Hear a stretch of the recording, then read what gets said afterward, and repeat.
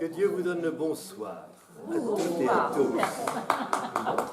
Voilà, nous allons déclarer ouvertes les académies spirituelles de Rueil. Alors pourquoi, vous êtes peut-être posé la question, ai-je donné un titre, aussi prestigieux à notre réunion, nos réunions du soir, du mardi soir désormais, non pas par prétention, mais, j'allais dire, par ambition. En effet, nous n'avons pas du tout la prétention de rivaliser avec des groupes d'honorables, éminentes personnes faisant profession d'excellence et visant l'immortalité. Nous sommes sans doute peut-être 40, je ne sais pas, je n'ai pas dénombré. Mais en tout cas, nous ne nous situons pas dans cet objectif, sur cet objectif. En revanche, l'académie, ce à quoi j'ai pensé, était dans l'Antiquité grecque un lieu d'apprentissage, où en quelque sorte on s'entraidait pour creuser, approfondir, voire déployer une pratique d'une vie vertueuse et d'une vie intérieure féconde. C'est dans ce sens que j'entends le mot d'académie. Et puis, je voulais surtout éviter de créer un groupe supplémentaire. Nous avons déjà dans nos paroisses des groupes bibliques qui fleurissent comme les champignons après la pluie d'automne. Donc là, nous allons nous séparer délibérément de cette forme de concentration du savoir tel qu'on le voit dans les groupes d'exégèse, mais nous allons avoir une exigence entre nous, ensemble, académique. Ensemble, oui, quoique, bien sûr, là, nous ne pouvons que remercier la paroisse de Saint-Joseph de Buzenval de nous accueillir. Je vais, comme je ferai l'équivalent de notre réunion de ce soir, je la donnerai en fin d'après-midi, dans la plaine, si vous voulez. Pour moi, il y a quand même, géographiquement, topographiquement, il y a la montagne, il y a la plaine. C'est très biblique, ça, d'ailleurs. Hein.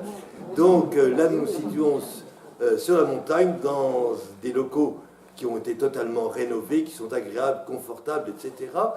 Et dans la plaine, on ne retirons pas à Saint-Pierre-Saint-Paul le privilège de sa centralité. Ce sera donc le jeudi après-midi à 16h30.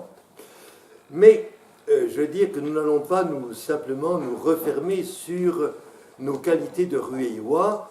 Monsieur le curé de Saint-Cloud a eu l'obligeance de signaler l'existence de ce cycle qui va donc prendre naissance avec vous ce soir. Et j'ai vu parmi notre assemblée d'honorables, très honorables paroissiens de Rueil que j'ai connus dans les années jadis et que je salue, je vais dire, dévotement.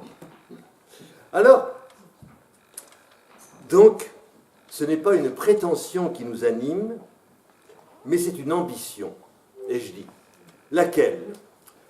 Eh bien, que chacun puisse être en mesure, non pas à la fin de cette soirée, mais peut-être au fur et à mesure des soirées auxquelles je souhaiterais évidemment que vous fussiez extrêmement fidèles, que chacun puisse boire à sa propre source, car la source divine, elle est en nous, symbolisée bien sûr dans des lieux de pèlerinage comme celui de Lourdes, venir boire à la source. Mais cela renvoie d'abord à cette source intérieure, quelquefois encombrée, quelquefois oubliée, négligée, j'allais dire ensevelie sous les feuilles mortes des soucis quotidiens. Donc éventuellement ouvrir cet accès à la source pour pouvoir, comme le dit le verbe que nous connaissons, s'y ressourcer. Ou alors si je prends un langage savant, celui du philosophe et théologien, plus encore théologien allemand Karl Rahner, que chacun, vous allez voir, ça c'est l'ambition totale, que chacun devienne à lui-même son propre mystagogue. Beau, hein? Voilà. Donc voilà ce que nous visons. Alors je me suis fait sans doute mal comprendre par excès de simplification dans mes annonces adressé aux différents secrétariats. Donc, il y en a qui vont peut-être être déçus, affreusement déçus ce soir, qui attendent de pouvoir plonger dans les profondeurs sahariennes et se retrouver à Tamanrasset en compagnie de Charles de Foucault. Je vais les décevoir, mais je les y prépare à cette déception qui est une forme d'ascèse qui fait partie de la vie spirituelle, à savoir que de Foucault, nous parlerons le mois prochain. Mais, ce soir, si vous voulez, je voulais vous introduire en quelque sorte à cette réalité, voire à ce vocabulaire, à cette histoire de la spiritualité. Car c'est un mot qui est fréquemment employé, je vais dire en concurrence d'ailleurs avec un nom plus mystérieux, un mot plus mystérieux, celui de mystique. Et je me suis rendu compte cet été, lors d'un colloque à Cerisy-la-Salle, auquel j'ai participé, où j'avais donné une communication de type plutôt théologique, que la plupart des participants qui ignoraient tout de la démarche religieuse et ne voulaient rien en savoir, je vais dire attribuent à Simone Veil, qui était un peu la figure emblématique de notre réunion, de notre rassemblement savant, je vais dire tout ce qui relevait du spirituel, c'est du mystique. Donc on s'en lave les mains. Hein, parce que le mystique, c'est lointain, c'est fumant, c'est ésotérique. Alors, la spiritualité n'est pas encore assimilée totalement à la mystique, mais s'en rapproche terriblement. Si bien qu'il faut savoir de quoi on parle quand on parle de spiritualité. Vous savez, alors le premier exercice à faire, dans ce cas-là, c'est très scolaire, mais c'est important, c'est d'aller consulter les dictionnaires. Non pas parce que les dictionnaires détiennent la vérité, mais parce que les dictionnaires font état d'une humeur, pourrait-on dire, d'un état de la culture, de la civilisation éventuellement, et de la mentalité d'une époque donnée. Alors, je suis allé voir 2 dictionnaires, le Littré, qui est vraiment le dictionnaire d'Émile Littré, grand rationaliste du XIXe siècle, mais qui, quand même, à la fin de sa vie, notons-le, aura été ramené à Dieu. Donc, le cas n'est pas désespéré. Alors, Littré a une longue définition de la spiritualité, mais on voit tout de suite son côté rationaliste ressurgir dès le premier item de la définition qu'il donne de ce nom féminin. Il dit « terme de métaphysique ». Bon.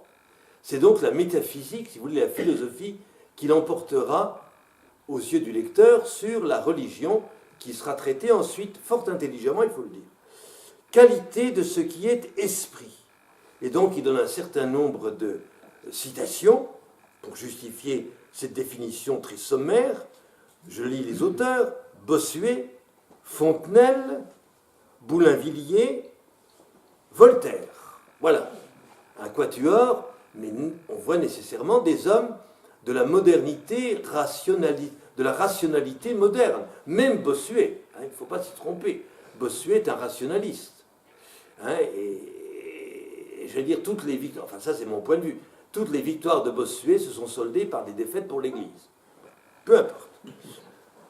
Ensuite, deuxièmement, terme de vie dévote. Oui, il donne donc, c'est la dévotion qui en quelque sorte serait le domaine de la spiritualité. Et définition, tout ce qui a rapport aux exercices intérieurs d'une âme dégagée des sens qui ne cherche qu'à se perfectionner aux yeux de Dieu. Donc là est inclus la nécessité dynamique de l'ascèse, de l'effort sur soi, du travail sur soi, une âme dégagée des sens. Oui et non, cher Émile Littré, car si la sensibilité est évacuée de la vie dévote, que devient-elle? Devient-elle, n'est-elle pas à ce moment-là un squelette désincarné? Enfin, ne posons pas la question trop vite, qui ne cherche qu'à se perfectionner aux yeux de Dieu. Donc on a l'impression d'un objectif très individuel, à défaut d'être personnel. Il s'agit d'arriver à un niveau d'excellence reconnu par Dieu. Alors, Bossuet est à nouveau sollicité. Il est presque arrivé au secte d'une spiritualité outrée de tomber de là dans ses misères. Les misères en question, ce sont les débauches sexuelles. Donc là, vous avez une attaque frontale contre, je vais dire, une tendance spirituelle de la fin du XVIIe siècle, qui est connue sous le nom un peu, je vais dire, excessivement simplificateur de quiétisme. Vous avez peut-être entendu parler de ce mot-là. Nous y reviendrons peut-être. Hein. Donc là, vous noterez tout de suite l'adjectif, je retrouve, une spiritualité outrée, donc excessive. Alors que Bossuet est le défenseur d'un point de vue raisonnable, mesuré. Hein. Justement, la question est bien celle-là. Est-ce que la spiritualité, dans son dynamisme même, n'entraîne pas à l'excès? Mais la dénonciation de Bossuet fait mouche, outré, ou comme il dira de certains mystiques, ils sont exagérés. Alors, là d'accord avec un juriste protestant, M. Jurieu, hein, ils vont dire l'un et l'autre, ce sont donc des pathologies de l'esprit, et il faut les traiter médicalement. Ils n'avaient pas le Prozac sous la main à l'époque, hein, donc on prendra de l'ellébore. Donc c'est une plante. Hein. Vous qui êtes peut-être, j'allais dire, des aficionados de la médecine naturelle à la Hildegard de Bingen, ben oui, il y a des plantes qui sont mauvaises. Donc l'ellébore, hein, c'est une drogue avec laquelle on calme l'enthousiasme. En allemand, la Schwärmerei, hein, dont on va taxer justement les spirituels. Après Bossuet, Bourdaloue, du beau monde, Fléchier, donc là, des orateurs, des prédicateurs. Et puis, maintenant, bon, enfin. Et puis, une petite note. Ah, ça nous intéresse. Voilà le quiétisme qui remonte le bout de son nez. La nouvelle spiritualité, le mysticisme de Madame de Guyon et de Fénelon. Alors, citation de Bossuet, là, il fait flèche de tout bois. Il est certain que la nouvelle spiritualité rejette généralement les réflexions de tout l'état des contemplatifs ou des parfaits. Bon. Suivi par Saint-Simon, hein, Fénelon ne douta pas de lui faire bientôt, à l'évêque de Chartres, perdre terre par la nouvelle spiritualité de Madame Guyon. Et enfin, pour compléter le tableau, des rationalistes de service, Voltaire, dans la ville Louis XIV. Voilà. Troisième acception, je termine par là rapidement, caractère, en général, caractère de ce qui est dégagé de la matière et des sens. Citation de Montesquieu, citation de Chateaubriand, du génie du christianisme. À savoir, notons-le, c'est encore au christianisme que l'on doit ce sentiment perfectionné, l'amour. Hein. C'est vrai que la théologie et la philosophie de l'amour ont été développées dans la pensée chrétienne. Ça, c'est exact. S'appuyant peut-être, reprenant en partie l'héritage de l'Antiquité païenne, grecque et latine, mais assez, pas médiocre, mais assez pauvre dans le domaine. C'est lui, donc le christianisme, qui, tendant sans cesse à épurer le cœur, est parvenu à jeter de la spiritualité jusque dans le penchant qui en paraissait le moins susceptible. Hein, parce que les amours humaines, évidemment, menées par la puissance de l'érotisme, ne sont pas susceptibles d'une perfection spirituelle. Or, le christianisme, en quelque sorte, a modelé une nouvelle expérience de l'amour. C'est exact, d'ailleurs. Bon, c'est exact, mais en même temps, il ne faut pas jeter le bébé avec l'eau du bain, et donc, ce que l'Antiquité avait élaboré, pensé, mérite tout à fait, encore aujourd'hui, notre intérêt. Voilà donc ce que nous dit Littré.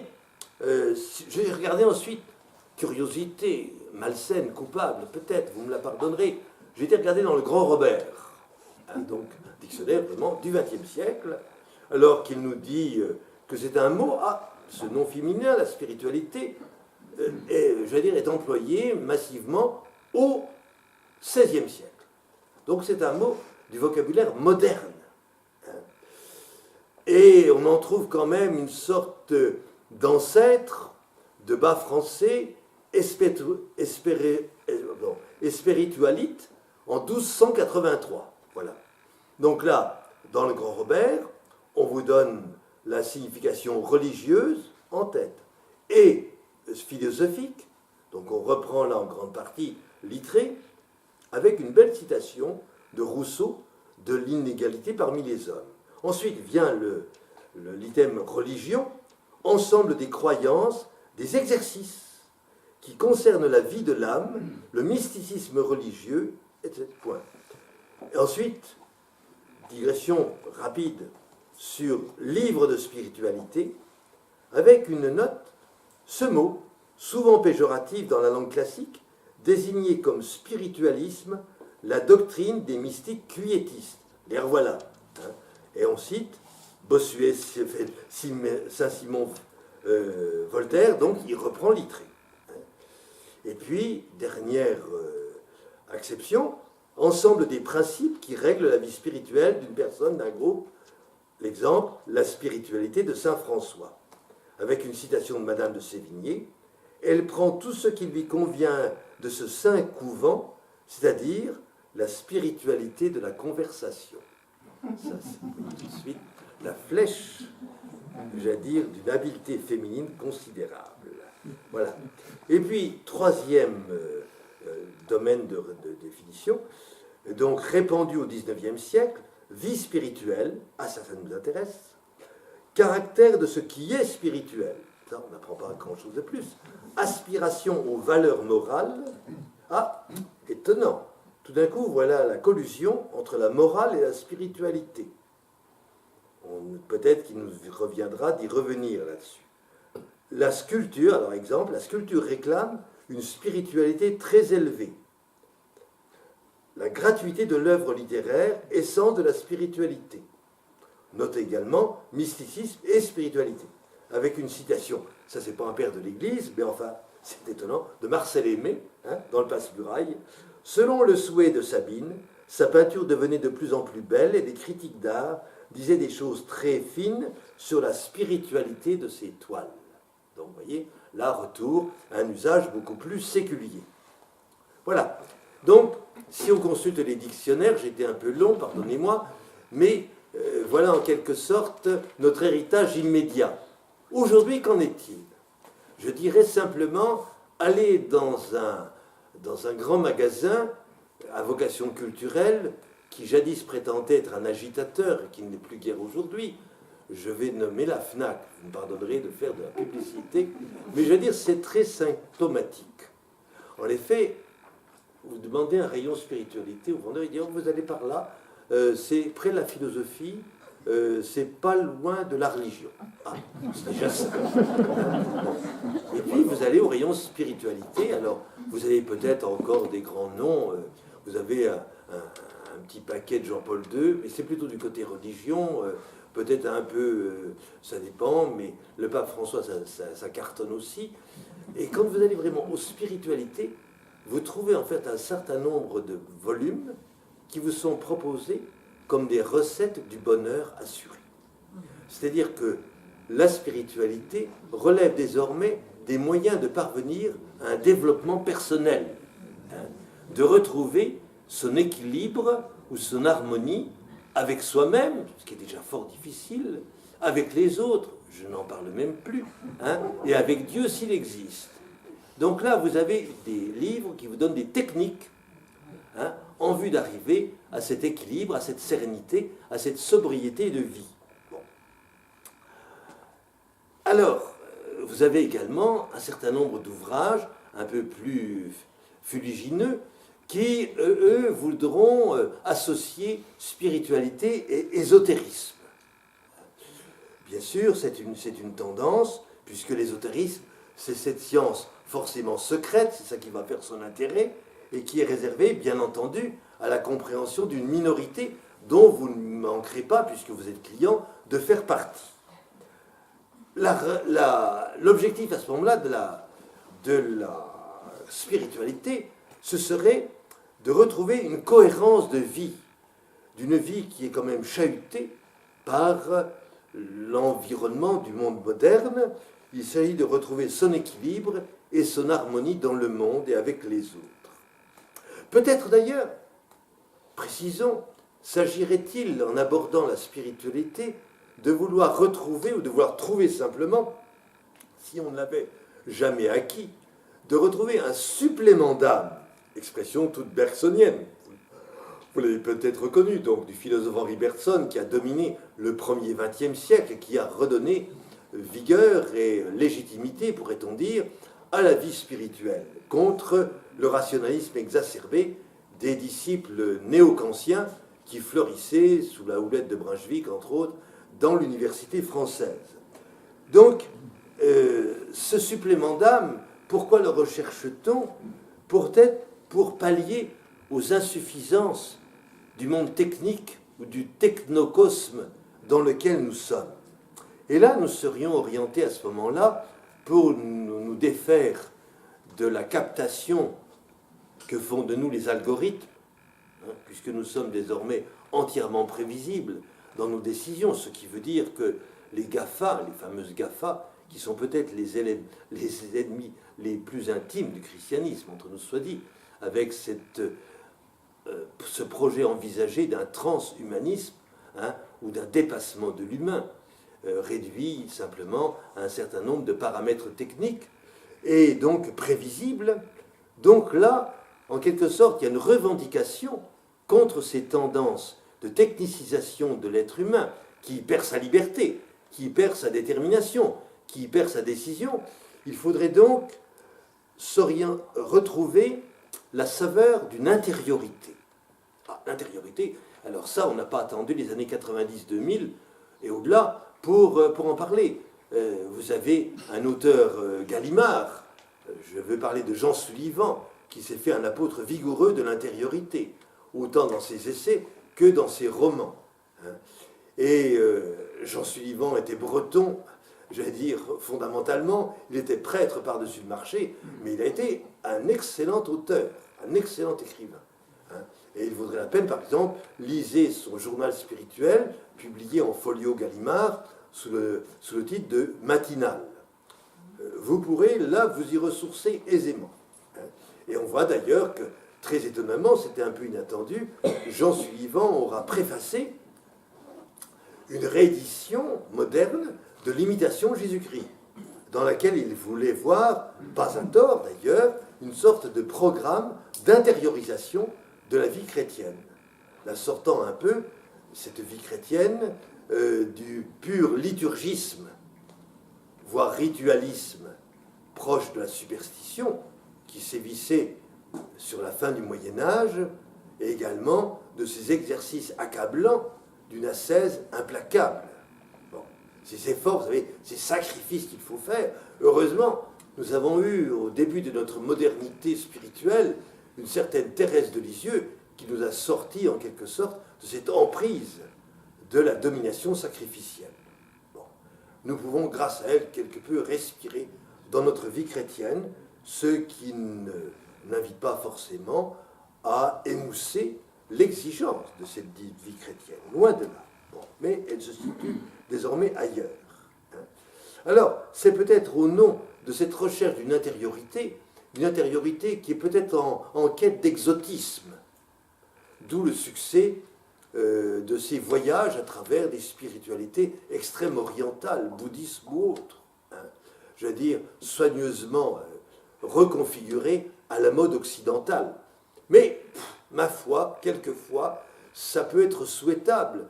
Le passage par le bouddhisme qui permet de retrouver une intériorité sera une étape intermédiaire pour pouvoir ensuite se réintroduire dans le christianisme que, originellement, on avait en quelque sorte découvert dans l'enfance et pratiqué aussi mal ou aussi bien que possible.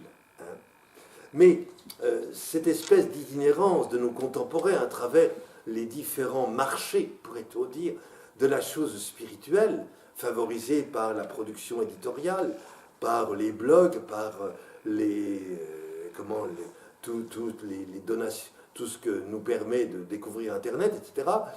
Ça a quelquefois j'ai rencontré, il y a fin octobre, un bénédictin italien du Val d'Aoste, un homme charmant, délicieux, je veux dire, très libre par rapport à ce que peuvent être les bénédictins à la française.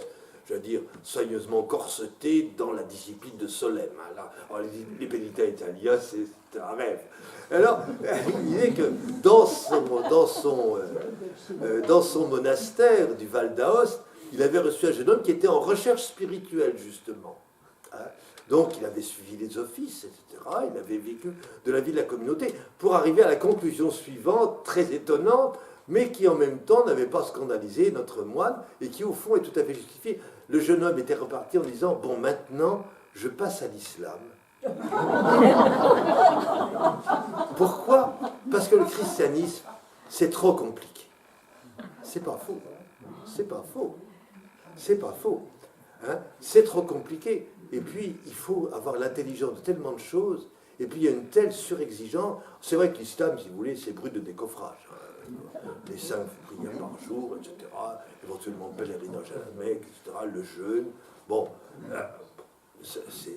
je vais dire, c'est accessible à n'importe quel individu qui est doté d'une certaine persévérance dans la bonne volonté. Mais non, comparé au christianisme, moi j'affirme qu'il y a une régression de l'islam, comparé au christianisme.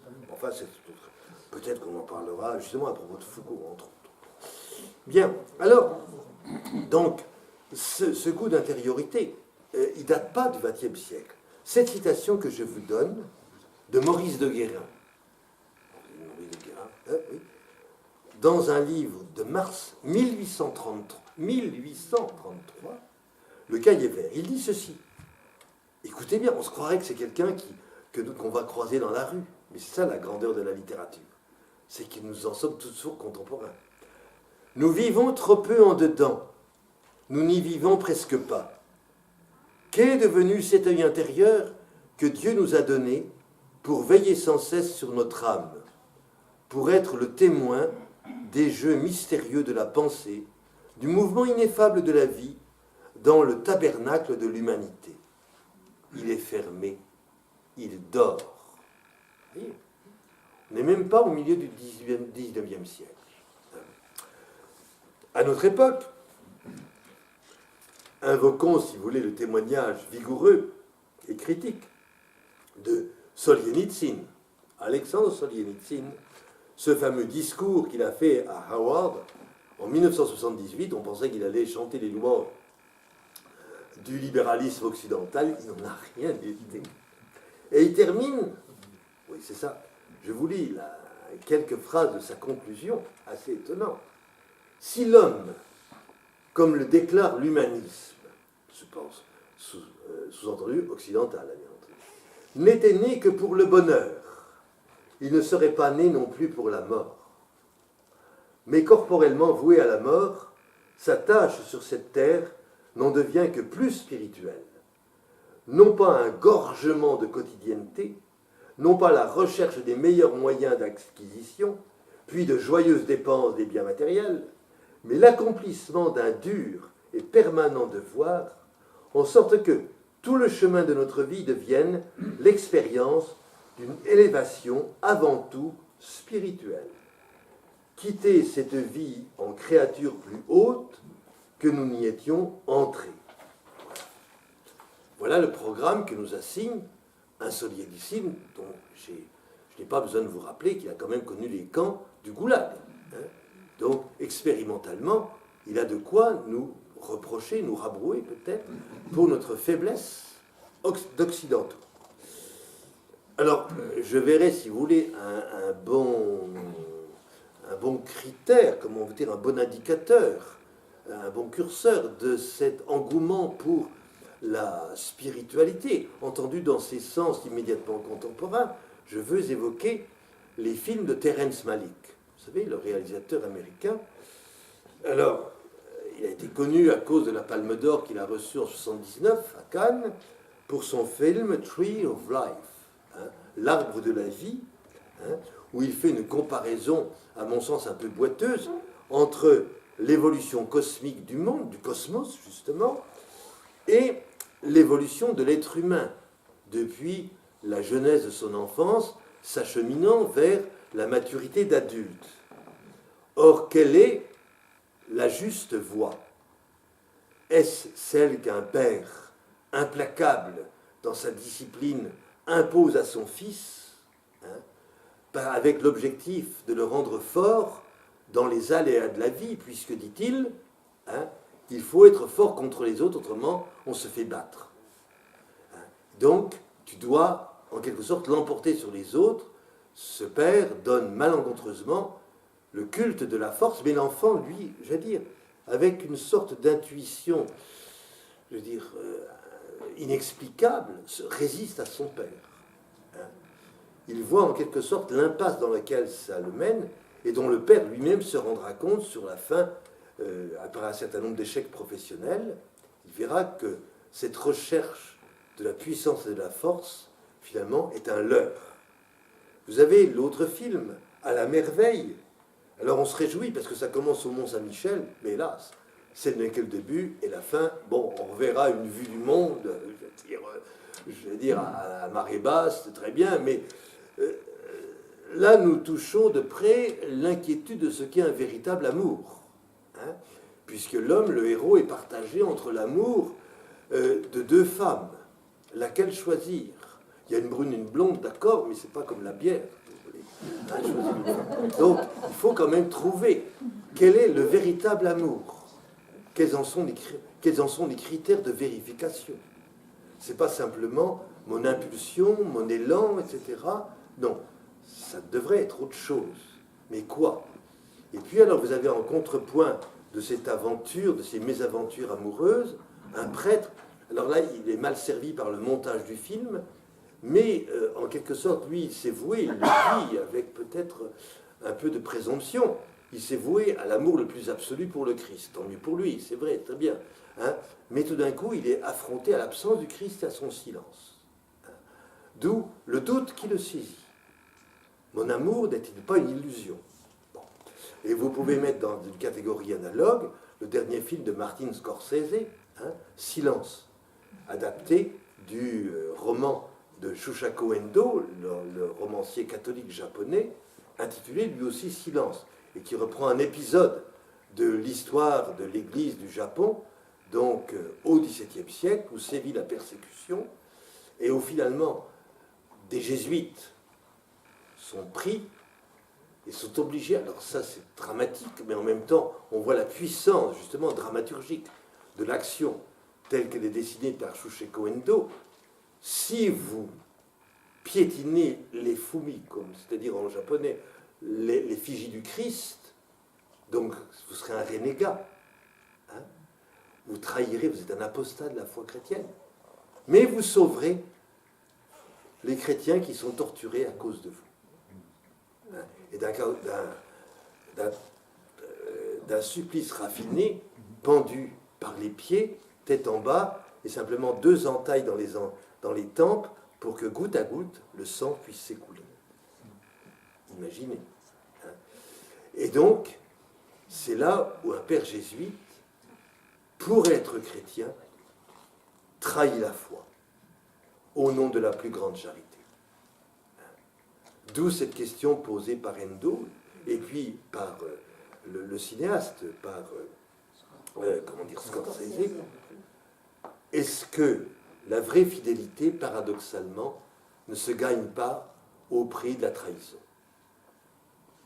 Là, nous restons sur la question. La question est posée. Elle n'est pas mince, si vous voulez.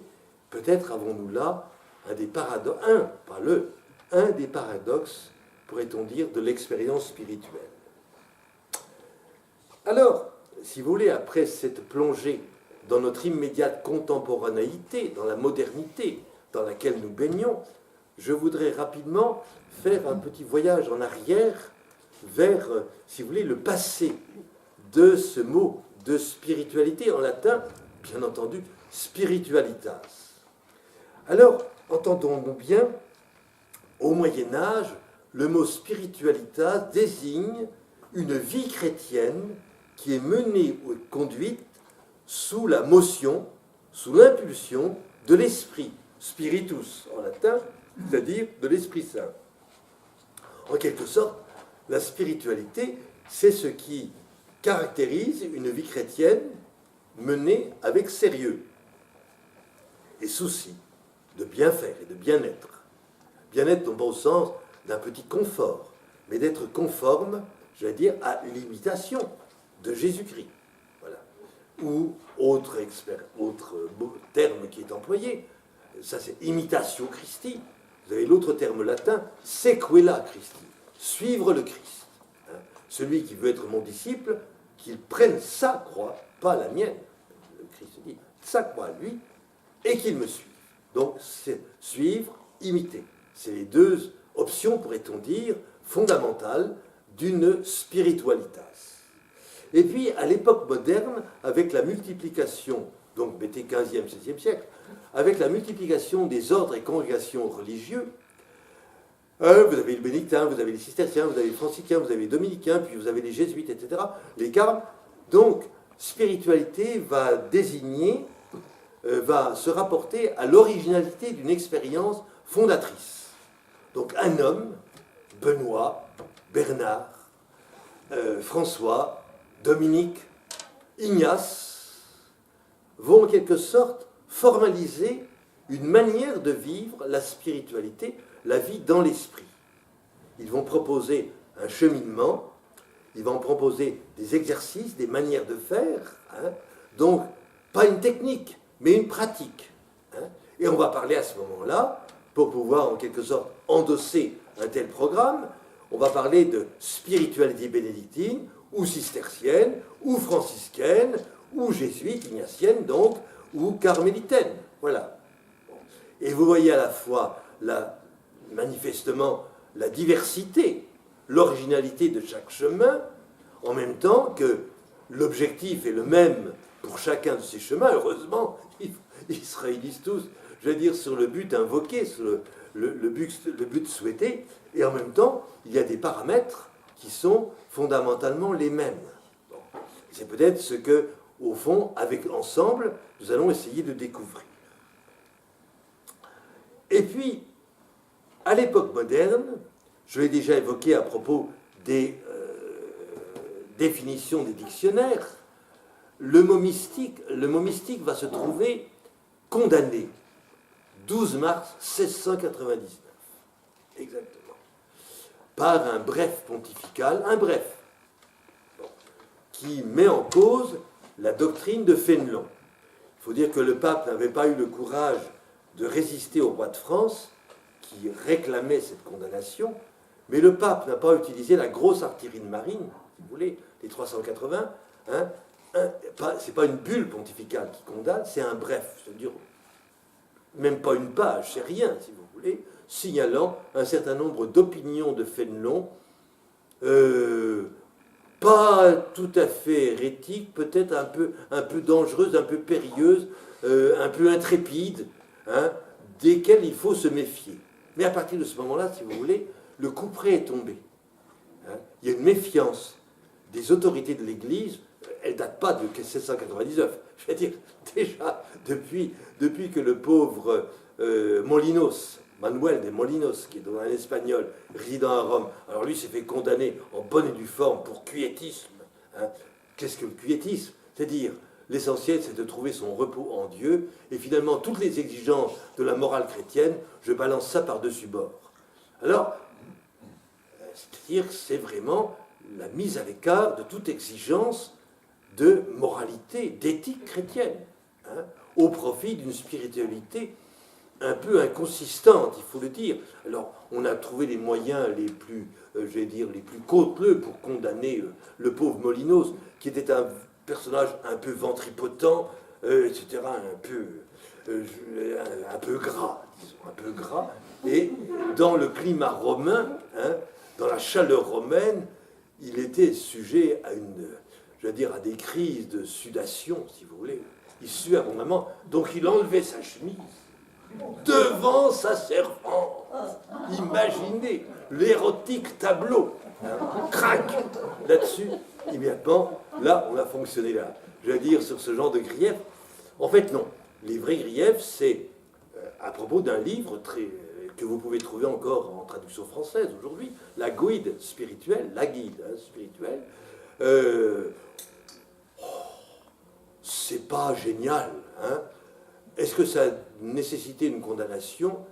C'est là où, si vous voulez, on voit l'aboutissement d'un procès qui a démarré dans les années 1650, lancé par un carme, Jean Chéron, qui part en guerre contre les mystiques, et leur langage, comme disait Bossuet, outré, exagéré. On n'y comprend rien.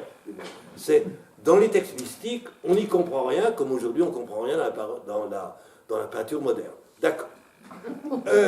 Mais réaction vigoureuse d'un jésuite notoire, un grand nom de la spiritualité, de la mystique même, Jean-Joseph Surin, qui va répondre à Chéron en écrivant un livre intitulé Le Guide spirituel. Là aussi accessible, texte français magnifique, remarquablement équilibré, d'un homme de profonde et douloureuse expérience. Bon. Et à ce moment-là, le mot mystique étant suspect, sinon condamné, au XVIIIe siècle, que faire? On ne peut plus l'employer dans une publication, dans une édition, dans un livre quelconque. Il faut donc trouver un substitut. Et on va prendre le mot de spiritualité. Donc au XVIIIe siècle, qu'on voyait apparaître dans un texte comme les textes du père de Caussade, par exemple, grand mystique s'il en est, jésuite également, le mot spiritualité, ne vous y trompez pas, c'est pas du sirop, je vais dire, ou de la petite bière. C'est en fait la mystique la plus exigeante, hein, la plus excessive. Mais le mot ne peut pas, je vais dire, attirer les foudres ou les soupçons de censeurs sourcilleux de Rome ou d'ailleurs.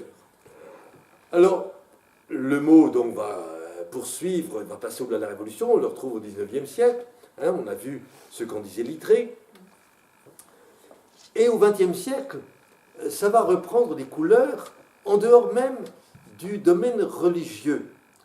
C'est en effet d'abord la médecine, disons-le rapidement, la Salpêtrière avec Charcot, qui va s'occuper des femmes mystiques, disons légèrement dérangées, bon, auxquelles on appliquait des remèdes pastoraux, je veux dire, un peu radicaux, hein, si vous voulez.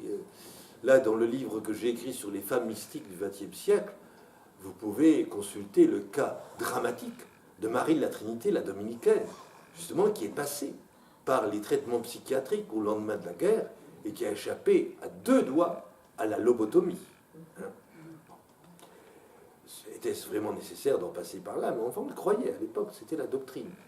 Et donc là, les choses sont discutées, je veux dire, à la Salpêtrière, entre psychiatres, hein, et un certain Sigmund Freud a assisté aux expériences de Charcot à la Salpêtrière, ce qui va lui donner une certainité à lui de ce qu'est la mystique ou la spiritualité. Hein, pas du tout en faveur de la dite spiritualité. Ensuite, c'est l'université qui va s'y intéresser, de près. Hein. Alors là, je vous renvoie aux excellents ouvrages de l'historien Émile Poula, hein, spécialiste du modernisme également, parce que la question va être au cœur de la querelle et de la crise moderniste. Alors, parmi les philosophes, vous pourrez noter la présence d'Henri Delacroix, qui s'inspire essentiellement de Madame Guyon, justement. Pour lui, c'est le modèle même de l'expérience mystique. Et puis, vous avez notre, bien entendu, Henri Bergson, le grand Bergson, qui s'y intéresse et qui donne un peu l'aboutissement de sa recherche, de sa méditation, dans les 2 sources de la morale et de la religion, 1932. Hein. Et puis, vous avez également, succédant à Loisy, au Collège de France, Jean Barusy, qui en 1929 s'était signalé par une thèse remarquée sur Saint Jean de la Croix et l'expérience mystique. Bon. Ça ne veut pas dire qu'il avait vraiment tout à fait compris Jean de la Croix, mais bon. Le rapprochant, je le dis pour ceux qui ont quelques connaissances de la philosophie antique, le rapprochant un peu trop de Plotin et se plaignant que Jean de la Croix n'ait pas exactement adopté le chemin de Plotin. Oui, c'est embêtant, Jean de la Croix est chrétien. Ça gâche tout. Ça gâche tout. S'il avait été délibérément platonicien. Mais non, il ne l'est pas tout à fait. Voilà. Et puis, je passe sous silence, bien sûr, la psychanalyse va prendre le relais, avec Freud d'abord, mais surtout Jacques Lacan, qui est un catholique, il ne faut pas l'oublier. Lacan est un catholique. Et il a très bien compris ce que c'était un mystique dans son séminaire crois que c'est le 20e, intitulé Encore. Non, c'est intéressant. C'était un peu perfide, mais c'est intéressant. Bon. Alors, la théologie ne va pas, je vais dire, oublier la question spirituelle. Je signalais à l'instant l'émergence de la crise moderniste, donc dans les années 1880 jusque dans les années 1910, avec en chef de file Loisy, Alfred Loisy, l'exégète. Je veux dire, un homme bouillant, colérique, etc., intelligent, mais n'ayant pas l'intelligence de ce qu'est la spiritualité. Ça, c'est une pierre dans le jardin des exégètes, c'est le problème des exégètes. Ils sont tellement rivés à leur texte et à leur méthode qu'ils ne comprennent pas ce qui se joue dans le jeu spirituel. Bon. Et puis, vous avez l'abbé Brémond, à la réhabilitation duquel j'ai contribué, donc dans la réédition critique de l'histoire littéraire du sentiment religieux. C'est vraiment un monument, ça pèse lourd, hein, mais ça fait un excellent dessus de cheminée. Quand les 6 volumes reliés, ça a de la gueule. Bon, et donc là-dessus, il faut... Bon, je passe simplement, je signale Lucien Labertonnière, l'oratorien, condamné lui aussi, le baron von Hügel, hein, qui, lui, n'était pas catholique, donc il n'est pas tombé sous les foudres de l'autorité romaine. Et puis en face, vous avez alors Maurice Blondel, qui s'intéresse de près à la question spirituelle, hein, en chrétien convaincu qu'il est et demeure, mais qui va se heurter à un catholique non moins convaincu que lui, dans la personne de Jacques Maritain. Là, Jacques Maritain, là, dans son thomisme un peu étroit, on ne peut pas dire qu'il ait vraiment saisi ce qui était... Bon, c'est très technique, ça, si vous voulez, ce qu'il en est de la vie, de la spiritualité. Il a écrit de très, très beaux ouvrages, mais enfin, je veux dire qu'il passe un peu à côté de la chose, alors que Blondel, avec beaucoup de finesse, avait saisi les choses. Si bien que, à cette époque-là, vous voyez en quelque sorte des réinvestissements du domaine spirituel, en particulier des grands ordres religieux. C'est le moment où va naître le dictionnaire de spiritualité, appelé dans un premier temps dictionnaire d'ascétique et de mystique, vous voyez, ascétique et mystique, l'effort sur soi, travail sur soi, et l'élan vers Dieu. Donc les deux sont ensemble. Hein. Moi, pour ma part, j'ai contribué au dernier volume. Je suis arrivé dans les dernières lettres V, voilà, donc jusqu'à Z. Et puis, vous avez alors plus célèbre encore, hein, les revues. Les jésuites vont créer la revue d'ascétique et mystique, hein, qui va devenir ensuite la revue de spiritualité, qui est aujourd'hui, depuis pas mal d'années, une belle endormie qui attend le prince charmant qui voudra bien la réveiller. Hein, parce que... Donc ça manque, si vous voulez, ça manque. Si vous voulez. Ensuite, du côté des dominicains, la vie spirituelle, hein, qui est toujours en activité, et n'oublions pas, du côté carmélitain, justement, les études carmélitaines. Bon, voilà. Alors, ça va? Y a-t-il des questions éventuellement sur ce grand panorama que je viens de vous dresser? J'ose pas dire rapidement. Oh non, pas rapidement. Voilà. Non, c'est bon? Alors, nous continuons. Que vous dire? On va essayer de préciser un peu, après ce panorama historique, philologique d'abord, les dictionnaires, puis historique, précisons un peu de quoi il s'agit quand on parle de spiritualité. J'ai employé le mot, qu'est-ce que ça veut dire? D'abord, sachez-le, mais j'espère que vous en tomberez d'accord, que la spiritualité relève de l'expérience, plus que de la théorie. Bien sûr, il peut y avoir des théories spirituelles. Elles envahissent les traités de spiritualité. C'est pour ça que les traités sont, je veux dire, sauf si votre directeur spirituel vous a donné une pénitence intense pour éponger vos péchés, mais généralement, lire un traité de spiritualité, ça vous tombe des mains. Bon. D'ailleurs, si je peux faire une recommandation éditoriale, il y en a, pour notre époque d'aujourd'hui, je n'en connais qu'un seul, mais vraiment passionnant, remarquable. Je veux dire, qui est nourri d'une profonde culture et qui ne vous encombre pas par une érudition inutile.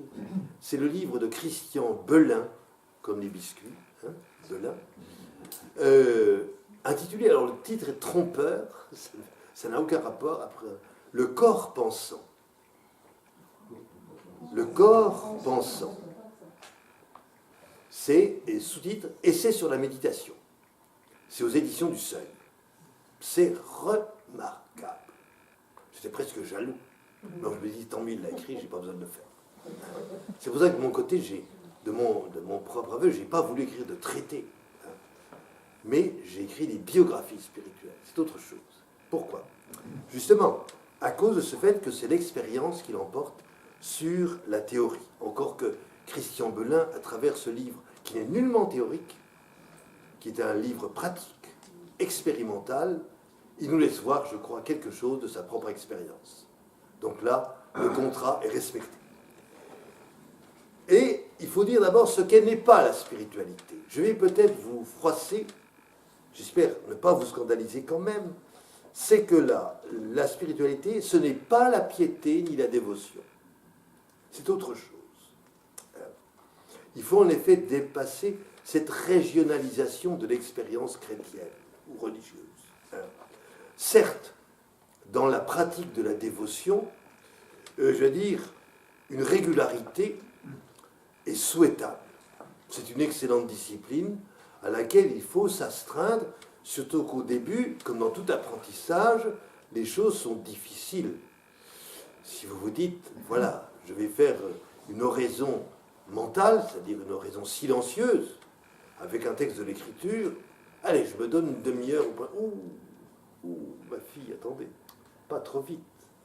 Prenons d'abord un quart d'heure, hein, et remplissez le contrat du quart d'heure.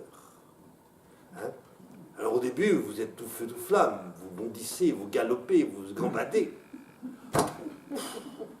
Et puis, au fur et à mesure des jours qui passent, qu'est-ce que je vais bien pouvoir lui raconter? Et pourtant, un rendez-vous amoureux, il faut y être. Il faut y être à un rendez-vous amoureux. C'est ça l'oraison. Et là, on devient sec. On n'a plus grand-chose à lui dire. Ben oui, c'est normal, ma fille, que vous n'ayez rien à lui dire. Dans l'oraison, il s'agit d'abord de l'écouter, lui. Ah bon? Ah oui, c'est ça. Mettez-vous en silence. Nourrissez-vous de la parole de l'Écriture, qu'elle résonne en vous. Voilà. Donc, alors, régularité, sérieux, une discipline, si vous voulez, à laquelle on s'astreint, si vous voulez, qui, après les premiers débuts prometteurs, il ne faut pas l'oublier, toujours, hein, je veux dire, vont devenir, vous conduire au désert. Ah, l'expérience du désert. Il n'y a pas que Charles Fou. Hein. Donc, c'est une des clés, si vous voulez, de la persévérance dans la vie spirituelle. Et donc, comprenons bien que une vie qui ne serait que de piété intégrale, soigneusement boulonnée, soigneusement systématisée, n'est pas forcément une vie spirituelle. En même temps que une vie spirituelle qui ne connaîtrait pas des moments de piété et de dévotion, on peut s'inquiéter de sa substantialité, si vous voulez. C'est ça le problème. Hein. Alors, en même temps, il ne faut pas être rigide.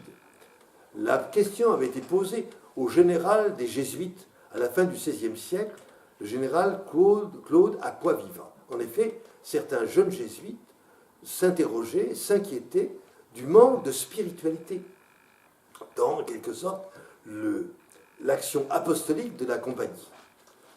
Parce qu'il y avait des urgences qui se posaient en cas de catastrophe dans la société, une épidémie par exemple. Hein.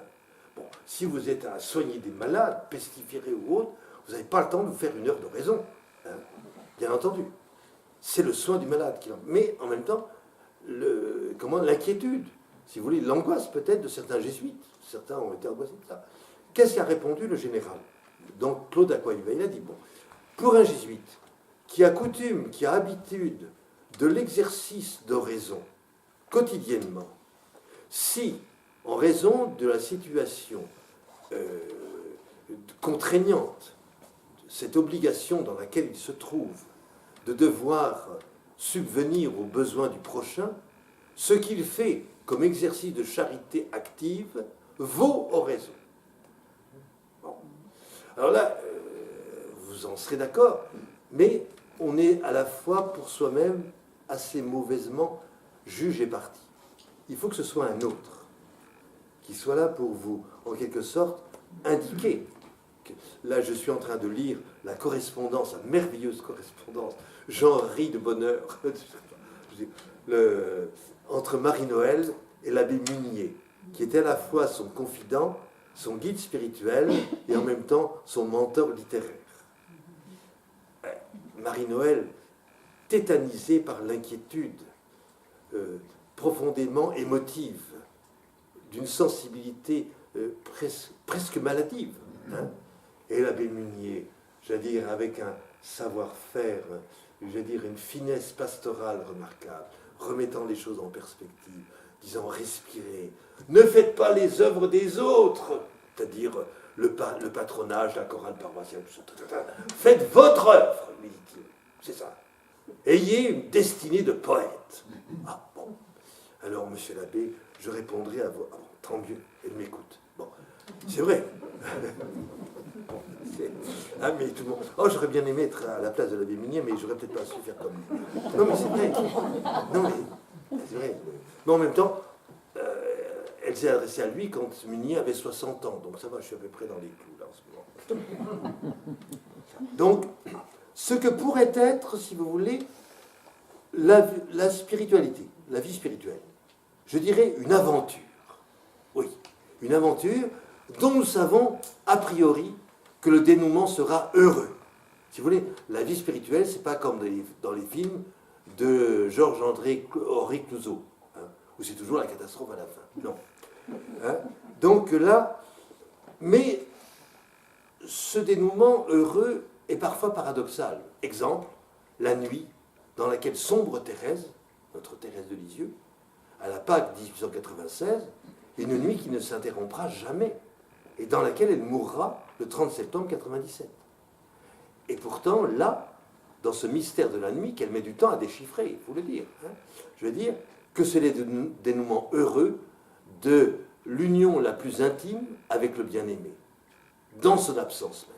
Bon. Alors, si on se lance dans une aventure, il faut consentir aux risques que l'on encourt. Oui, la vie spirituelle, la spiritualité est un domaine risqué. Et en particulier parce que des événements peuvent se produire totalement inattendus de nous, totalement imprévisibles. Donc, il faut être ouvert au possible de l'événement.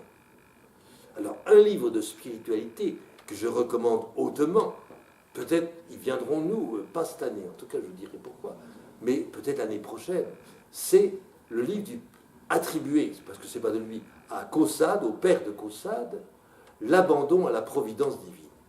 C'est un livre qui m'est cher, parce que son auteur est originaire de Nancy, ça c'est sûr. Bon. Et il était, j'allais dire, proche des milieux de la visitation de Nancy. Et là, vous avez une doctrine spirituelle qui, comment dire, frôle un peu la pensée de Madame Guyon. Donc, presque du quiétisme, mais pas tout à fait du quiétisme.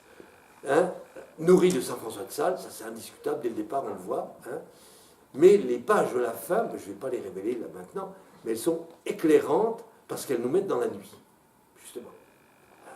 Donc là, on voit ce qu'est l'expérience chrétienne, de dire courageusement, je veux dire, abordée et entretenue. Bon. Donc, une disposition à l'inattendu, l'événement, et il s'agit de faire de l'événement le maître de notre vie spirituelle, les découvertes que nous pouvons faire, une prédication qu'on entend, ça peut arriver. Non, mais, si vous voulez, Antoine du Désert, le premier des moines, c'est une prédication qui a décidé de sa vie. Donc, on ne perd pas tout à fait confiance quand on prend la parole en prédication. Ça peut arriver d'avoir des effets étonnants. Et puis, ce n'est pas le seul exemple, bien sûr. C'est peut-être la découverte d'un livre, si vous voulez, un livre qui tout d'un coup fait éclater la prison intérieure dans laquelle vous étiez. Hein. Ça peut être une rencontre. Edith Stein, je veux dire, est éloquente là-dessus dans son grand livre « Être fini, être éternel ». Et il dit, je pensais aller dans telle université pour étudier la philosophie, et puis je me rends dans la ville en question, dans un café. Ah, Edith Stein, elle est au café. Mais oui, Edith Stein, elle est au café. Admirable. Bon. Donc, et là, elle rencontre quelqu'un tout à fait inconnu, elle ne sait pas qui c'est, et elle commence à parler avec lui, et ce monsieur lui donne une autre indication, une autre orientation philosophique, phénoménologie. Mais oui, ma bonne enfant, il faut aller à Göttingen. C'est Husserl le maître de la situation. Ah, elle y va. Et ça va déterminer sa vie, même sa vie religieuse, il faut le dire, grâce à cette réorientation tout à fait inattendue. Hein. Donc, être attentif à l'événement. Seulement, l'événement est embrouillé au possible. Donc, il faut savoir le décrypter. Il faut savoir l'interpréter. Si bien que, ça c'est le deuxième point, je dirais que la vie spirituelle ou la spiritualité n'est pas de l'ordre de l'individualité, de l'individualisme, mais de la personnalité. C'est-à-dire que nous ne sommes pas des individus, nous sommes des individus uniquement pour Google, c'est tout. Non, nous sommes des personnes. Et les personnes, je veux dire, se constituent en relation avec d'autres personnes. Bon, ça, c'est la grande leçon d'Emmanuel Mounier, Maurice Nédoncel, etc., tous ces fameux philosophes chrétiens du personnalisme, hein, donc au milieu du XXe siècle. Alors, c'est pour cela que, n'étant nullement individuelle, la vie spirituelle ou la spiritualité se doit d'être accompagnée. Ah oui, je ne m'aventure pas tout seul. Hein. J'ai quelqu'un qui est là non pas pour me diriger, parce que le mot de directeur spirituel était un peu ambigu, l'expression, mais quelqu'un qui soit là pour m'accompagner, pour me soutenir, pour encourager. Quelquefois, mon endurance qui aurait tendance à fléchir, peut-être mon enthousiasme, au départ il y a toujours l'enthousiasme, après ça se tasse, mais enfin, mon enthousiasme, si vous voulez, qui pourrait peut-être, je vais dire, se refroidir ou s'attiédir. Hein. Et puis, surtout, dans la complexité des situations où je me retrouve, là, notre Marie-Noël, c'est merveilleux, les lettres qu'elle envoie, puis des lettres, je vous assure, c'est pas des tweets. Hein. Les lettres de Marie-Noël, c'est 6 pages imprimées. Imaginez ce que ça donne à l'écrire, j'allais dire en manuscrit. Et donc, elle fait un état des lieux et puis elle pose des questions. Et l'abbé, très très souverainement, l'abbé Munier, là, lui répond avec une délicatesse et une intelligence remarquable, parce qu'il a bien vu le défaut de la cuirasse de notre poétesse. Alors, là aussi, le directeur, c'est celui qui va décrypter, si vous voulez, qui va déchiffrer l'écheveau du réel dans lequel je me trouve peut-être un peu coincé, ne sachant pas dans quelle direction aller. Il est là pour ça. Hein. Bon. Alors donc, il va faire, bon, il y a un mot technique pour ça, dans le domaine spirituel, là, le discernement. Ah, c'est indispensable, un discernement. Bon. Et, alors, il n'y a pas de... On n'apprend pas ça dans les écoles, hein. Il n'y a pas de technique. Pour moi, le meilleur discernement, c'est fréquenter donc la Bible, fréquenter la parole de Dieu. Soyez comme une éponge plongée dans le bain de la parole de Dieu. Imprégnez-vous, d'accord, ça c'est le premier point. Puis si vous voulez connaître les hommes de votre temps et les hommes de tous les temps, je vous en supplie, pas de télé, pas de la littérature. Lisez de la littérature. Là, vous verrez le cœur de l'homme, dans ses affres, c'est vrai, dans ses turpitudes, mais aussi dans ses grandeurs, ça aussi. Les deux. Bon. Alors, sachons-le, la spiritualité n'est pas le monopole du christianisme, loin de là. C'est, dirons-nous, une donnée commune à l'humanité dans son ensemble. On va dire savamment, c'est une donnée anthropologique. Pourquoi ? Parce que l'homme est un être initialement inachevé, inaccompli. Vous le savez bien, mesdames qui avez mis des enfants au monde, le bébé qui sort de votre ventre à la naissance, les plaques osseuses de son crâne ne sont pas refermées. Les fontanelles sont toujours visibles et il faut attendre que la boîte crânienne se referme et ensuite, et la suite. Hein. C'est-à-dire que l'être humain arrive au monde, à la différence des autres membres des espèces animales, hein, il arrive inachevé, inaccompli. A-t-il des instincts qui lui permettent ? Oui, peut-être. Peut-être, au moins celui de la tétée, ça c'est clair. Peut-être d'autres également, comment ne pas en préjuger une intelligence des êtres qui l'entourent, des voix qu'il perçoit, du ton de ces voix, bienveillantes ou au contraire fâchées et hostiles. Donc le bébé, très tôt, je dirais, est sensible à cet entourement de l'humanité qu'il assiste et qui, pendant au moins une quinzaine, voire une vingtaine d'années, va l'épauler pour qu'il puisse grandir, assurer une croissance et parvenir à une maturité d'adulte, c'est-à-dire d'un être capable de prendre ses déterminations et décisions, et des décisions autant que possible, puisque nous sommes en régime de christianité, des décisions humanisantes, et non pas l'inverse, bien entendu. Donc, l'être humain est en cours, il n'est pas un être accompli, mais au contraire, un être inaccompli, en cours d'accomplissement, et qui, à cause de cela, recherche une transcendance. Prenons le mot philosophique. C'est-à-dire quelque chose qui est au-dessus de lui. Un but à atteindre, mais qui est au-dessus de ses ressources immédiates, de son confort de ressources immédiates. Alors bien sûr, dans le champ religieux, on le désigne du nom de Dieu. Mais qu'importe, même aujourd'hui, nous avons, je veux dire, promus par ces grands hommes que sont Luc Ferry et André Comte-Sponville, vous avez une spiritualité athée. Oh, pourquoi pas, hein. Tant qu'on ne verse pas dans les sarcasmes de Monsieur Onfray, ça marche. Ben là, il n'y a plus rien à en tirer. Onfray. En effet, je vous cite ces deux vers de l'enfer de Dante, chant 26, les vers 118 et 120. Considerate la vostra semenza, fati non forte, a viver comme me bruti, ma perseguir virtute et conoscenza. Ce qui veut dire, considérez votre semence. Vous ne fûtes pas fait pour vivre comme des bêtes, mais pour suivre vertu et connaissance. Voilà. En quelque sorte, un dessin de ce qu'est l'humanité de l'homme. Et ces vers, ce qui est très extraordinaire, ces vers de Dante, ils vont servir de support à un chapitre. Vous avez connu au moins de nom Primo Levi, hein, et son livre Si c'est un homme.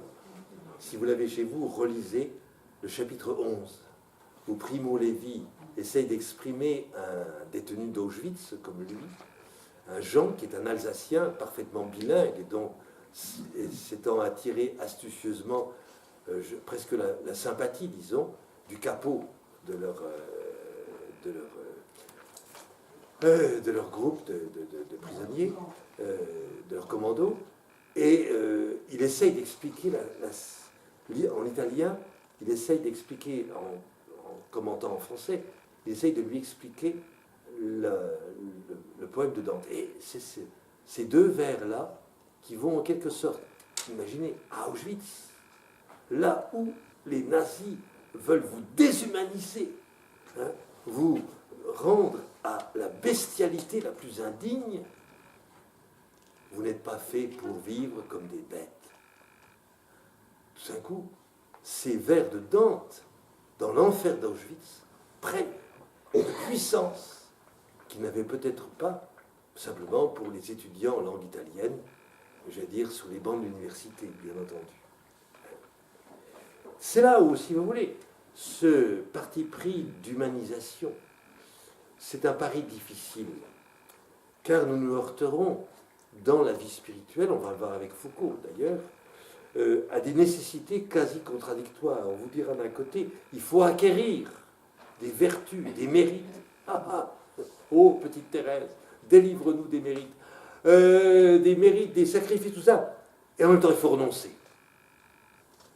C'est le problème de Simone Veil, qui a très bien vu son ami Gustave Thibon. Elle a renoncé à tout, sauf à son renoncement. Ah oui.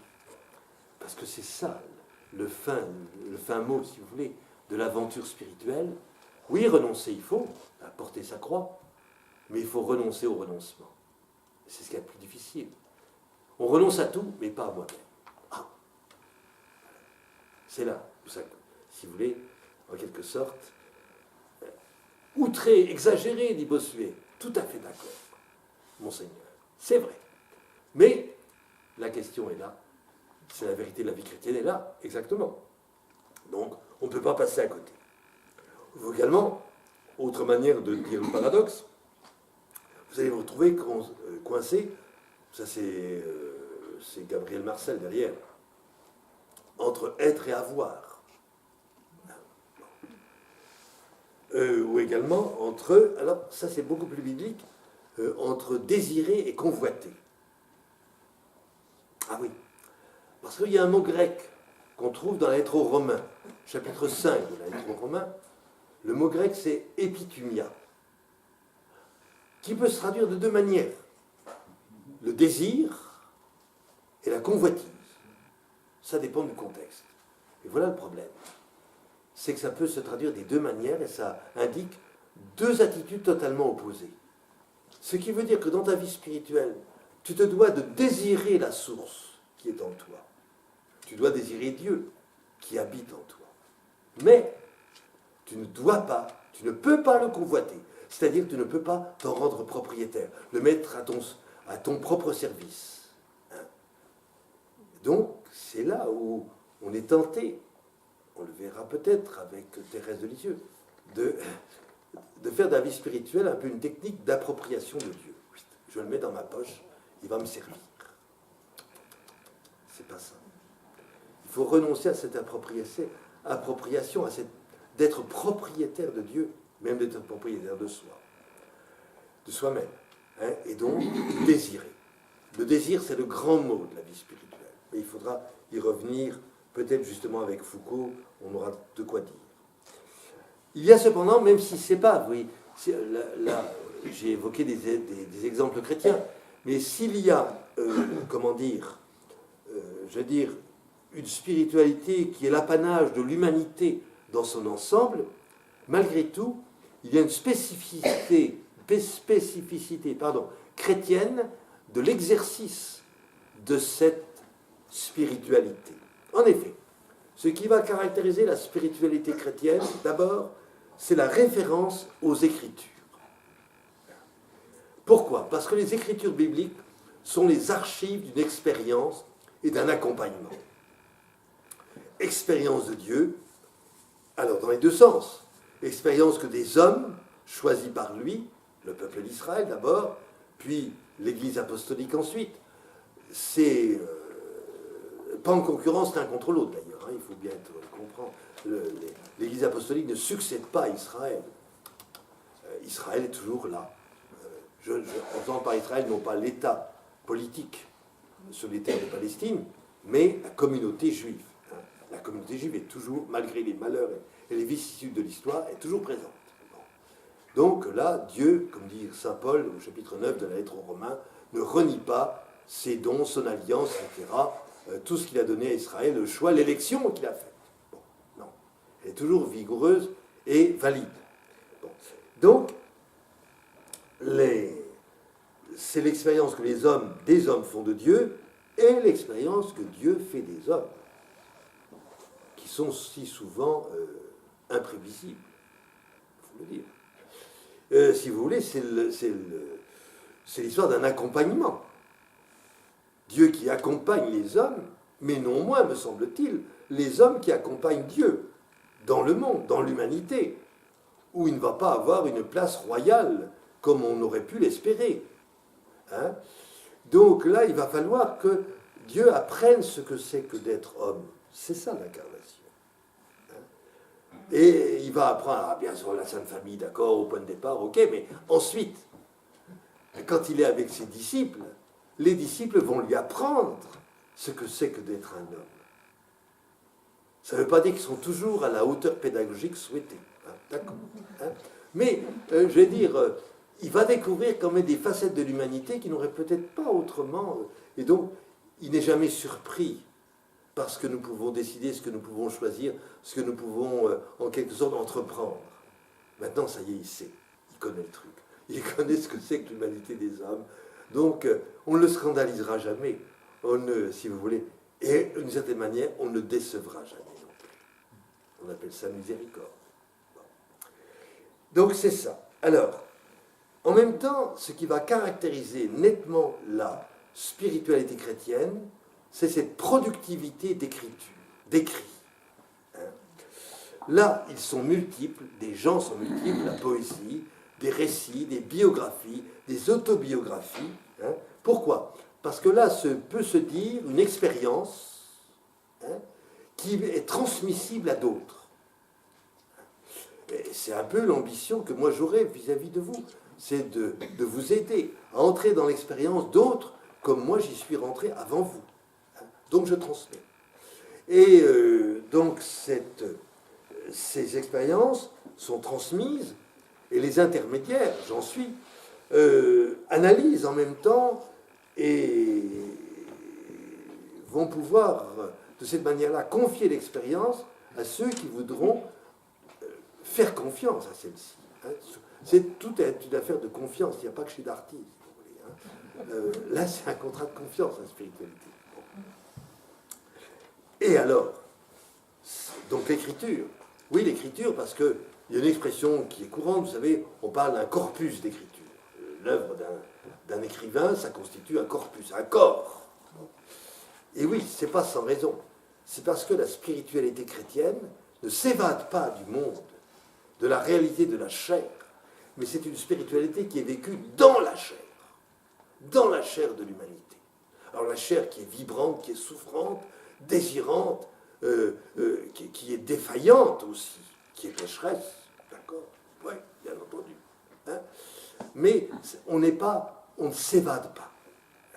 Alors là, vous avez un gros clivage à l'intérieur du monde chrétien, je dois le dire.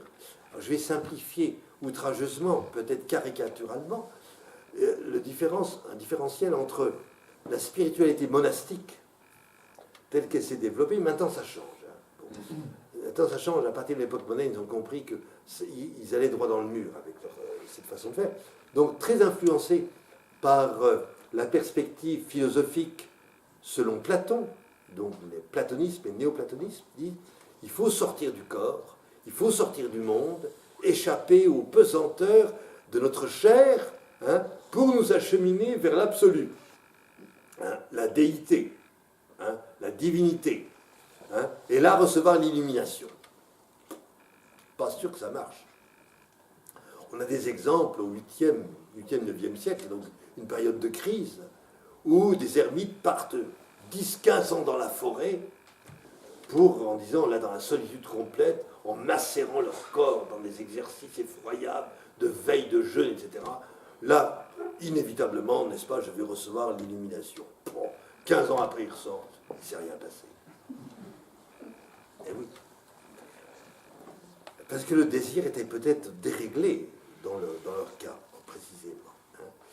D'où alors ambiguïté de ce désir de fuir le monde.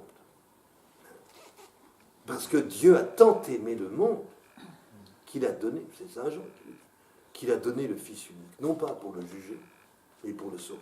Bon.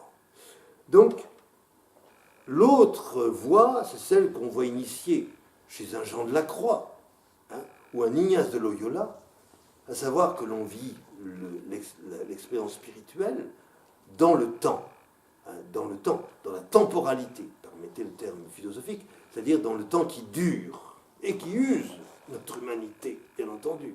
Pas seulement l'âge et la maladie, etc., mais je veux dire même la patience qu'il nous faut avoir. C'est extraordinaire. Et alors, comprenons bien, c'est que Dieu se donne, non pas au bout du chemin, pas du tout, d'erreur. Dieu se donne tout entier dès le début. Dès le début, dès l'initium, dès le commencement. Seulement, il va se donner tout entier, si vous voulez, il ne va pas se réserver. Nous ne pourrons le recevoir qu'à la mesure de ce que nous sommes capables de recevoir. Au début, pas grand-chose. Mais Dieu ne perd pas patience. Il sait écarter les cloisons de notre cœur étroit. Il dilate notre cœur dilatation cordis. Ça, c'est un mot clé chez Saint Bernard. Hein, la dilatation du cœur. Hein. Et c'est ça. Plus on vieillit, admirables sont les cheveux blancs pour ça. Hein, plus, alors évidemment, on peut complètement se refermer. Ça, c'est clair. Hein. L'âge n'est pas une garantie. Mais je veux dire, c'est peut-être le moment où justement il y a une dilatation du cœur. Hein, un accueil, je vais dire, de la plénitude de Dieu. Voilà. C'est la grâce que je peux souhaiter aux gens qui prennent de l'âge, dont je commence à faire partie. Ah oui, il y a peu de temps d'ailleurs. Alors, si vous voulez, le pari en fait de la spiritualité chrétienne, c'est de vivre le temps, hein, de vivre la temporalité du temps. Parce que le temps est irréversible. C'est-à-dire que il nous faut, pour vivre dans le temps, nous désirons Dieu, d'accord. Mais il nous faut être patient. Et comme je le disais aux paroissiens de Sainte, je ne sais plus où j'ai prêché dimanche dernier. Sainte-Thérèse. Sainte-Thérèse. Ah. J'étais pas, mais c'était Sainte-Thérèse. Oui, c'était à Sainte-Thérèse, oui. J'aurais dit, cette phrase de Madeleine Delbrel, la patience, c'est la passion du Christ mis à notre niveau. Oui. Voilà, c'est tout à fait juste. Hein. Donc, cette patience, elle s'exerce à la fois comme vigilance, c'est les paraboles de dimanche dernier, hein, et celle de dimanche prochain, vigilance et attente, savoir attendre. Donc on ne vit pas, le chrétien ne vit pas dans le court terme, dans l'immédiat, si vous voulez, comme le trader à la bourse, savoir combien ça va rendre tout de suite. Non. Nous, c'est du long, très long terme. On vise tout de suite, sublimement, on vise la fin de l'histoire, l'avènement du royaume. Voilà. C'est notre échelle de temps à nous. On est bien les seuls dans le monde d'aujourd'hui. Hein. Et d'autre part, nous devons reconnaître les incontournables limites qui sont les nôtres et qui sont du même coup celles du temps. Les bornes inévitables auxquelles nous nous heurtons, l'usure qui nous défait petit à petit, c'est vrai. Bon. Nous pouvons là connaître deux sortes de défaillances. La première, commune à la jeunesse, donc on le lui pardonnera, c'est l'enthousiasme. Au début, il y a toujours de l'enthousiasme, mais il faut savoir en revenir. Donc là, c'est là où l'accompagnateur spirituel est très utile, si vous voulez, pour calmer le jeu, et surtout éviter la déception. Bon. L'autre, c'est pire ça. Ça porte un nom technique, c'est ce qu'on appelle l'acédie. L'acédie. C'est le péché des moines. Oui, c'est le péché des moines, hein, depuis Cassien, qui l'a en quelque sorte théorisé et illustré. C'est le démon de midi. C'est-à-dire le moment où le soleil est au zénith et où il me plombe littéralement et où moi, être humain, je n'ai pas d'ombre. C'est terrifiant de n'avoir pas d'ombre. Hein. Et alors, c'est le moine qui est dans sa cellule, dans sa solitude, dans son ermitage. Qu'est-ce que je fabrique ici? À quoi ça sert que je sois là? À la ville, ce serait tellement mieux. Toutes mes compétences, mes puissances évangélisatrices, mes qualités d'orateur, je les mettrai au service de l'évangile. Allez, je quitte ma solitude et je pars. Là c'est dit, c'est ça, la grande tentation. Alors, l'homme moderne, qui n'est jamais en manque d'une inspiration, a inventé une autre forme d'acédie. Celui qui me l'a fait découvrir, c'est un philosophe allemand, un thomiste. Il y en a un quand même, il y en a de temps en temps, qui me plaisent. C'est Joseph Pieper, c'était un des grands amis et inspirateurs de Benoît XVI, je vous le dis tout de suite. Joseph Pieper a écrit un petit bouquin, traduit en français d'ailleurs, où il montre que l'acédie, c'est en fait odium boni divini, la haine du bien divin. Comment ça se marque? Eh bien, c'est qu'on ne sait pas prendre de repos, on ne sait pas prendre de Shabbat. On arrive en retard à la messe, et autant que possible, on repart en avance pour pouvoir être le premier à la pâtisserie. D'accord. C'est légitime. Hein, mais écoutez, alors, à ce moment, bon, qu'est-ce qu'on va faire après? Alors, tu as préparé le repas? Oui, d'accord. Tu as mis le micro-ondes? Oui, très bien. La vaisselle, donc on n'a même pas besoin de faire la vaisselle. qu'est-ce que je fais? Ah, heureusement, j'ai un dossier, j'ai mon ordinateur qui attend, hop, eh ben voilà, j'ai du boulot. En été, il y a une variante, c'est la tondeuse à gazon. Mais c'est-à-dire, si vous voulez, ne pas pouvoir se priver d'activité, d'être un addict, une addiction, si vous voulez, à l'activité. On est incapable de prendre du repos. Bon. Peut-être que l'entourage en subit quelques dommages, entre les autres, de cette attitude-là. Donc, alors, vous pouvez vous consoler, ces retards à la messe, ça date du IXe siècle. Vous savez, j'allais dire une habitude ancestrale. Mais ça peut s'expliquer au IXe siècle à cause de l'arrivée du rituel carolingien. C'est autre chose. Non, mais c'est vrai. Alors, en même temps, l'enjeu de la temporalité, pourquoi j'insiste sur le temps? Pourquoi? Parce que justement, c'est là qu'on se trouve confronté, ou parfois affronté, à l'événement. L'événement, c'est ce qui arrive et qui aurait pu très bien ne pas arriver. C'est-à-dire, l'événement ne répond pas à une nécessité, à une loi. Il n'y a pas de loi dans les... J'y crois pas, si vous voulez. Les Américains, les philosophes américains ont essayé de nous construire des lois de l'histoire, il n'y en a pas. Il y a donc là une épreuve, l'épreuve du réel. Car la vie spirituelle, la spiritualité ne se développe pas dans l'imaginaire, mais dans le réel. Or, comme disait un philosophe que j'aime beaucoup, Henri Maldinet, dit ceci: le réel est toujours ce qu'on n'attendait pas et qui se montre comme toujours déjà là. Très beau ça. Le réel est toujours ce qu'on n'attendait pas et qui se montre toujours déjà là. Et l'événement est de cet ordre-là, du réel, c'est-à-dire on ne peut pas le fabriquer, on ne peut pas le réitérer à volonté, mais n'empêche qu'il est déterminant sur nos décisions, nos choix de vie et nos orientations. Je ne veux pas évoquer tout de suite, mais c'est un pari, je vais dire ça rentre dans le pari. Que se passe-t-il quand il ne se passe rien? Quand c'est la nuit. Là, bon, j'ai commis 600 pages sur la question, mais je n'en ai pas terminé. Alors, pour conclure, puisqu'il est 22 heures exactement, je suis admirable de ponctualité, je m'admire moi-même si vous ne le faites pas. Donc, je dirais, à la suite de Nicolas de Flux, qui est le saint patron de la Confédération helvétique, il disait ceci: il faut entrer dans la prière, dans la vie spirituelle, avec le courage de celui qui monte au combat et avec l'allégresse de celui qui va à une danse. Les deux. Le courage de celui qui monte au combat et l'allégresse de celui qui va à une danse. Les deux. Danse. Oui. Bon. Ou alors, pour reprendre l'expression de Primo Levi, toujours dans Si c'est un homme, dans ce fameux chapitre 11, il disait que finalement, l'intériorité spirituelle, ça consistait à, je cite, découvrir cet anachronisme si humain, si nécessaire, et pourtant si inattendu. Voilà.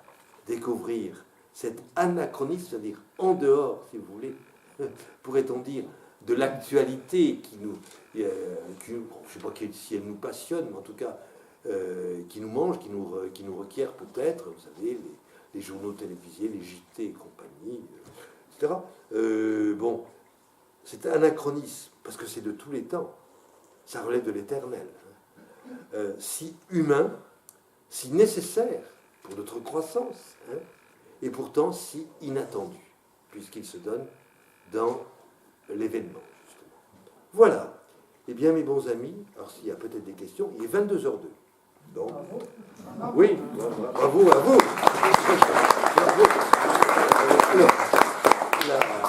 Alors, je vais mettre sur le site de la paroisse, donc, d'une part, une sorte de, d'accroche publicitaire, de flyer, comme on dit aujourd'hui. Non, mais il faut passer par là pour dire un peu l'objectif que nous poursuivons. Je mettrai également le calendrier de l'année jusqu'au mois de juin. Et donc la prochaine fois, c'est-à-dire c'est le... Évidemment, je n'ai pas pris mon agenda. Ça, c'est... C'est le... Attendez voir. Le 12 décembre, c'est un mardi, hein, ça, je vois, le 12 décembre. 12 décembre. 12 décembre, oui. Hein, le 12 décembre.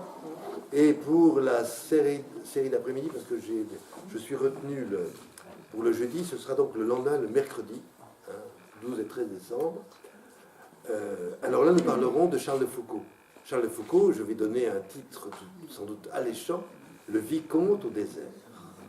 Le vicomte du désert. Le Vicomte au désert. Au désert. Au désert. Voilà. Donc, alors, pourquoi? Parce que, si vous voulez, là, vous aurez le programme plus détaillé sur le site. Comme désormais, notre cher curé Antoine Véron a décidé de relancer la dynamique missionnaire qui était quelque peu essoufflée, disons, dans les paroisses de Rueil. Alors, si vous voulez, on va en quelque sorte axer notre année sur des grandes figures de spiritualité qui ont à voir, alors Charles de Foucault c'est le premier, avec, je vais dire, l'agir ou la dynamique missionnaire. Donc, un certain nombre, on verra Marie l'Incarnation de Ursuline au XVIIe siècle, etc. Donc, il y a un certain nombre de figures, de Madeleine Delbrel, bien entendu. Peut-être m'aventurerai-je à parler des prêtres ouvriers, parce que ça a quand même été à la fois le grand espoir, c'était le grand naufrage du XXe siècle, au point de vue de la spiritualité missionnaire. Donc, et puis, en finale, sur... De quelle personne, pardon, j'ai pas entendu. Qui? De quelle personne parlez-vous, là? Des prêtres. Avant, je parlais de Madeleine Delbrel, Oui, oui. de Marie de l'Incarnation, l'Ursuline, Oui. l'apôtre, la Thérèse de la Nouvelle-France, comme on l'a appelé. Donc, et puis, donc les prêtres ouvriers. Et alors, évidemment, peut-être le père Jacques Leuve, parce qu'il était quand même une grande figure. Grande figure. Hein? Et je voudrais également, alors une pensée, non pas difficile, mais je vais dire tout à fait surprenante, parce qu'il a écrit un très beau texte là-dessus, c'est Michel de Certeau. Hein?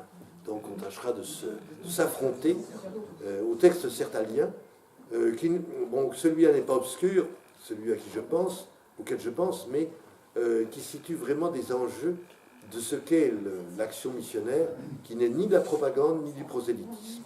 Savoir en quoi ça consiste. Hein? Et en quoi ça consiste spirituellement, justement. Voilà. Est-ce qu'il y aurait, de la part de l'une ou l'autre, ou l'un ou l'autre d'entre vous, quelques questions, quelques obscurités? Moi, j'aimerais bien que vous parliez un peu plus de Maurice de Guérin. Oh non, parce que non, si vous voulez... Non, Maurice de Guérin, vous allez gentiment, Wikipédia vous en dira sans doute quelque chose. Hein. Non, mais c'est un auteur mineur. Oui. Hein. C'est pas un des grands. Il n'est pas dans la gare des Michards. Bon, très bien. Donc, non, si vous voulez, c'est... Mais si vous voulez, il reflète une époque. Hein. Hein, si vous voulez, donc, c'est pour ça, ce propos que j'ai trouvé, comme ça, j'ai cueilli cette citation. Un propos très actuel. Oui, oui, tout à fait. C'est ça qui est étonnant, si vous voulez. Hein, c'est qui méritait justement d'être signalé. D'autres remarques ou questions? Oui. Vous avez parlé que c'est risqué. Oui. Il y a un risque. Ah Je oui, n'ai tout à fait. pas très bien saisi le côté risqué. Ça va. La naïveté première vous habite. Non, mais si vous voulez, parce que si vous vous enfermez, j'allais dire, dans un corset de piété, vous ne courez aucun risque. Si vous courez un risque, c'est de n'avoir aucune vie spirituelle. C'est un problème. Hein? C'est là le problème, si vous voulez. C'est que... Et donc la spiritualité, le père, un capucin du XVIIe siècle que j'aime beaucoup, Benoît de Canfield, qui était le maître de notre père Joseph. Vous savez, le père Joseph, celui de la maison qui est en bas, hein, le père Joseph du Tremblay, le conseiller de Richelieu. Alors, Canfield, d'ailleurs, le père Joseph reprend la même image. Il présente la vie spirituelle comme une navigation. Alors il dit au début, on fait du cabotage le long de la côte. Hein? Ben non, parce qu'il ne faut pas se risquer trop vite, on n'a pas encore le métier, on n'a pas l'habitude, on ne sait pas comment tendre la voilure, hein? Et il ne s'agit pas de se laisser embarquer dans les tourbillons, etc. Bon. Ensuite, on entreprend des voyages plus audacieux. Hein? Et donc, on va d'un port à un autre sans barguigner le long de la côte. Et puis après, quand on est vraiment chaud, on se lance dans l'aventure. Dans l'aventure, on traverse la mer, les océans, la profondeur océane. Hein. Donc là, c'est la témérité. Hein. Et alors, le père Surin, que je vous évoquais tout à l'heure, j'allais dire, à cette, et Marie de, comment dire, Marie de l'Incarnation, la Ursuline, c'est la même humain, en disant, on sort dans l'aventure, en espérant surtout le naufrage. Sombrer en... Non mais attendez, riez pas si vite. Sombrer en Dieu. Sombrer en Dieu. Alors quand vous lisez ça, vous vous dites, oh là, et surtout que le risque était bien réel au XVIIe siècle, hein, bien avant le Titanic. Hein, si vous voulez, c'est là où le risque existe. Hein. C'est-à-dire que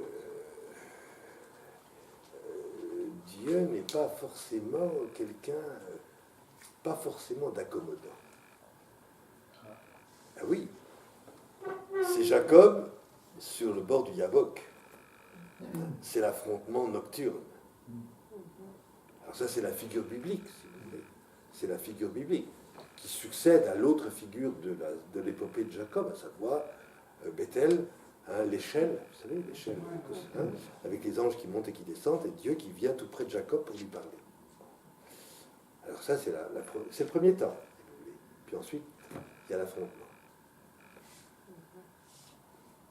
Il faut s'y attendre, même si c'est inattendu. Du moins, y attendu, la manière dont ça se présentera, et le moment où ça se présentera. Vous voyez ? C'est pour ça que le risque existe.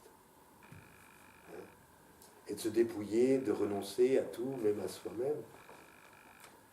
Je vois une des lectrices de mon livre, une lectrice fort intelligente, qui vient d'ailleurs de commettre une toute petite recension dans l'hebdomadaire Réforme.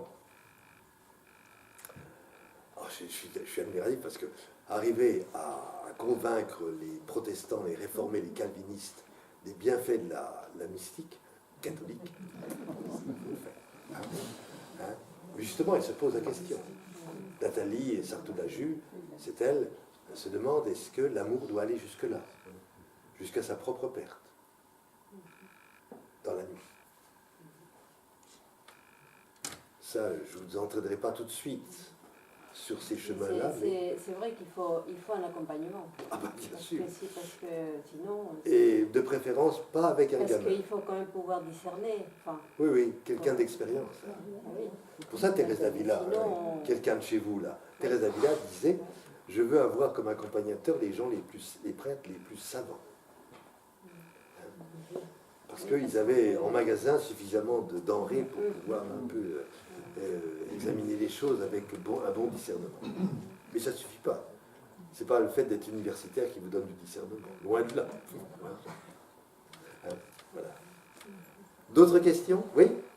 Oui, moi, il y a une phrase que j'ai retenue et qui m'ouvre vraiment, c'est l'exercice de charité active vaut oraison. J'ai l'impression que ça résume un peu. Oui, mais attention, Oui, cher Francis. Ah, Attention, prudence. oui.